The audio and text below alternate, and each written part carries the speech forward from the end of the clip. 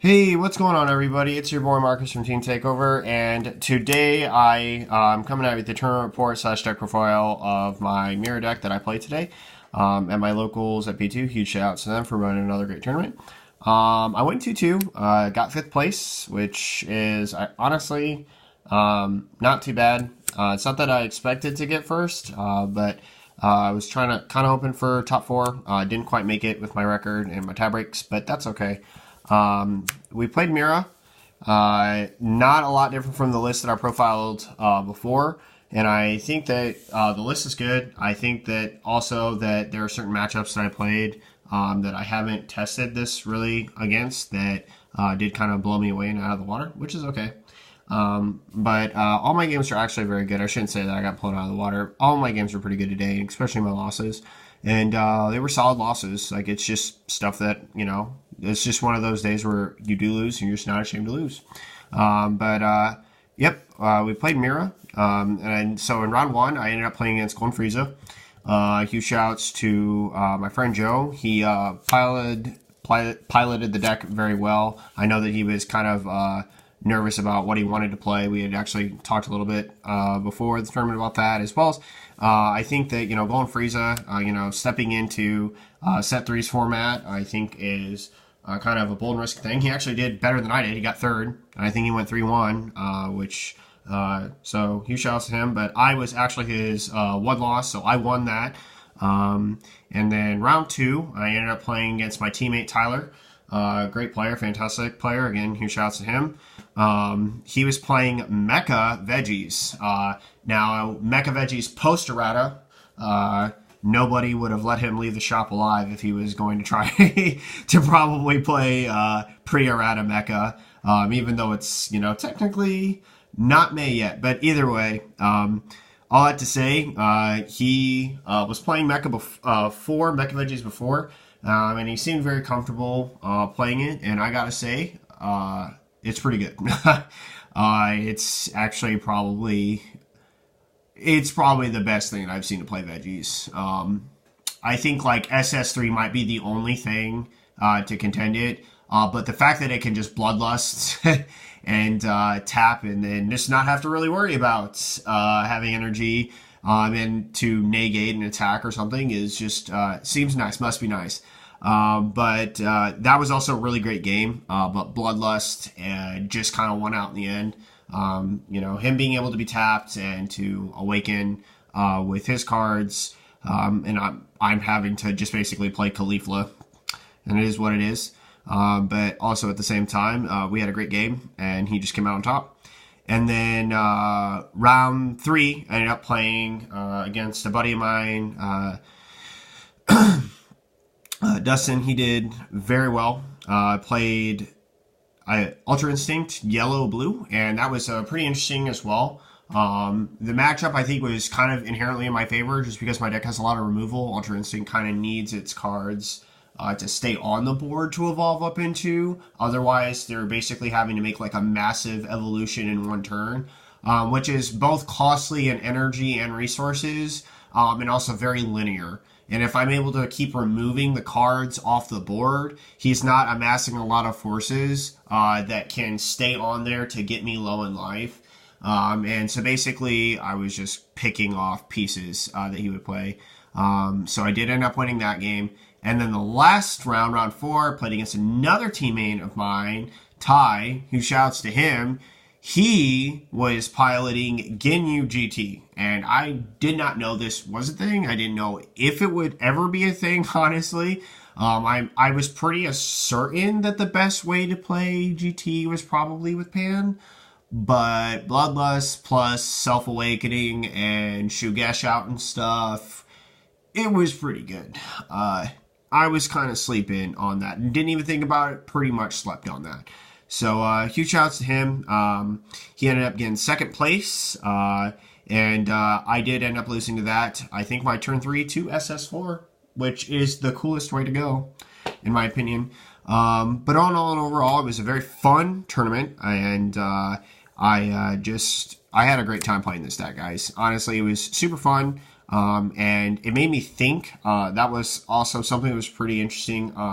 it was just about, it was like resource management to the max pretty much today, and really was pushing my limits to play this deck. So let's get into the deck profile. As I said, I think earlier, there's not a lot of change difference between this and my previous deck profile. I still just wanted to give it to you guys just to show you the 2 cards that I did change in the deck, and then what I would probably change going forward. So we played Mira. Basically, when this card attacks, it can attack anything, not just a leader. It mills 2 cards, and if there's a green card in your drop area, you draw a card, which is really cool, especially if like they like self-awaken early, so you're just getting a bunch of free draws, swinging for nothing. And if you need to like swing at a battle card or something, you get rid of it, you can.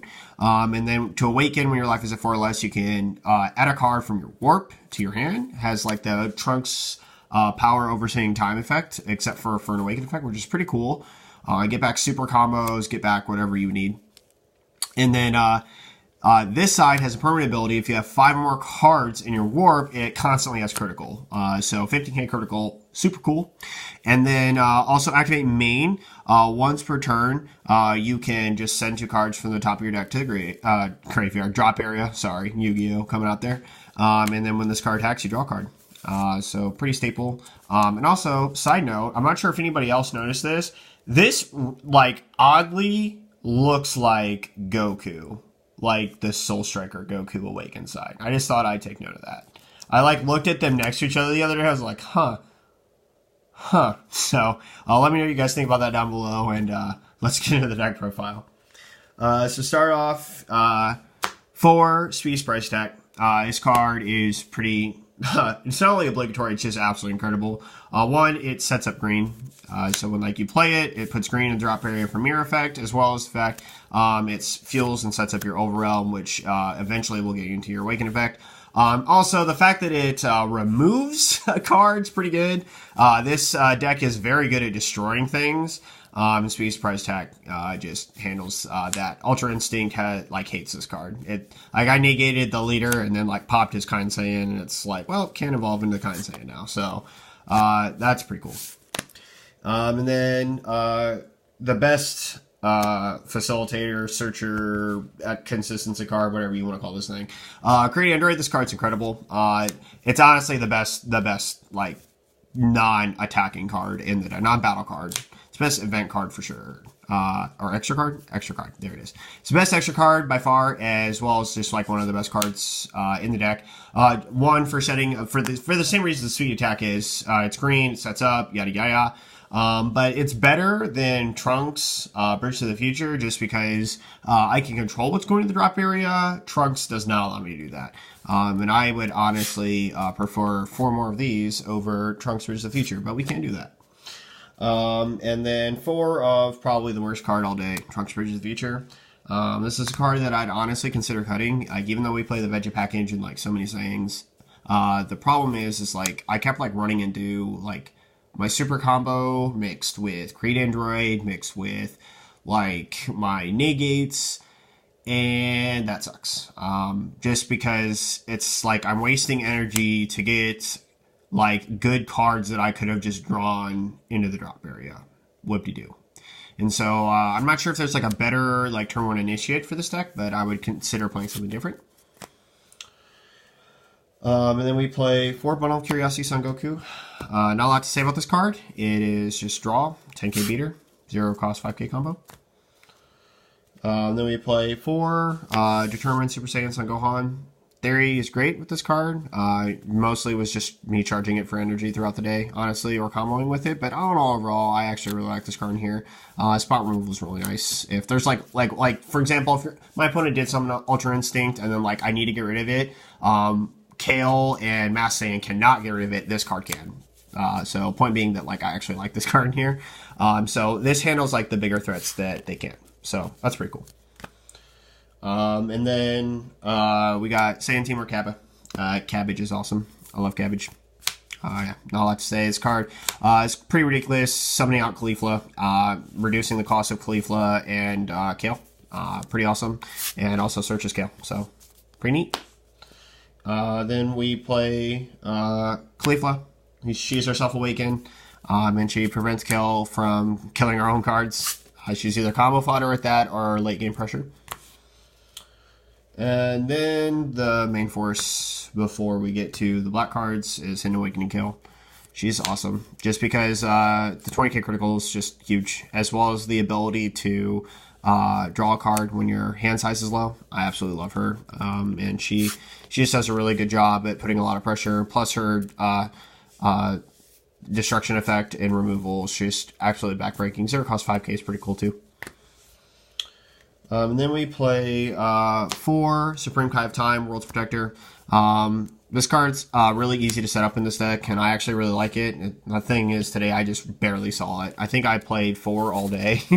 So, yeah, that's just kind of rough. But, yeah, it's really great, and it's very easy to set up to play this super combo in this deck. And then we play 4 Time Patrol Trunks. This card's really great. One, it helps us feel overwhelmed very early for both setting up for our future plays as well as for our super combos, which we can make live very fast.